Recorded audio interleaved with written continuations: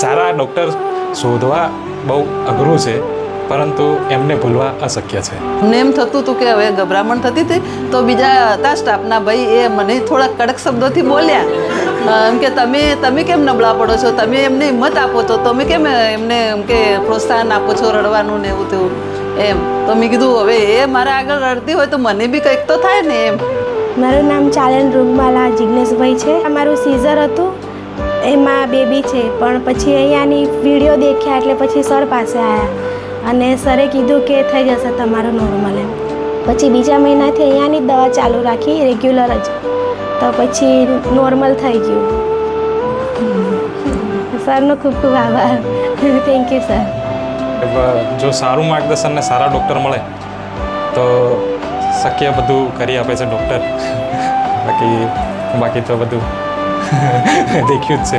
Dots joint થયા અને 9 મહિના પૂરા થયા અને અમને સારું એવું એક હેલ્ધી બાળક આપ્યું, એ માટે એમનો ખૂબ ખૂબ આભાર. An amazing doctor, hard to find but impossible to unforget. સાહેબ એ ટાઈમમાં તો અમને બહુ ખાસ પહેલી ડિલિવરી હતી એટલે ત્યાં ડૉક્ટર દાહોદના જતા ત્યાં બતાવ્યું હતું, તો એમને સિઝેરિયન કરવા માટે જાણ કરી, બદલીને પણ સિઝર જ કરવા માટે કહેવામાં આવેલું અને સિઝર કરવું પડ્યું. પણ અહીંયા અમે પહેલાંથી આવ્યા અને સાહેબનું માર્ગદર્શન લીધું અને એમને પહેલાંથી જ જાણ કરેલી કે જો શક્ય હશે તો 100% અમે નોર્મલ ડિલિવરી કરાવી. ત્યારથી મારા બહુને મહિના રહ્યા ત્યારથી અમે અહીંયા હું બી જોડે આવતી હતી અને અહીંનો સ્ટાફ ડૉક્ટર સાહેબ બધા એમની સારવાર સારી લાગી અમને અને ડિલિવરી બી નોર્મલ થઈ ગઈ. સાહેબ મારી બેન છે, હું રાતથી એની સાથે છું.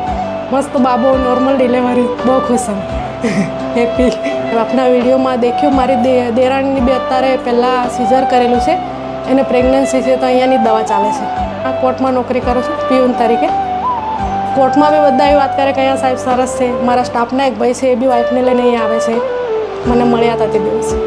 એટલે તો આપનો વિડીયો જોઈને બધા આવે અને વાત બી બધા ત્યાં બી એવું કરે ને આજે તો અમે જોયું, અનુભવ કર્યો. હજી દેરાણીને લઈને આવીશ.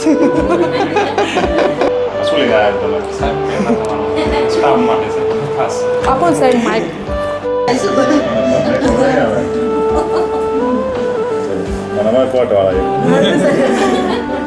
આખો જ પેડો ખાવાનો, 2 પેડો ખાવાનો જ નહીં. એક ભાઈ લો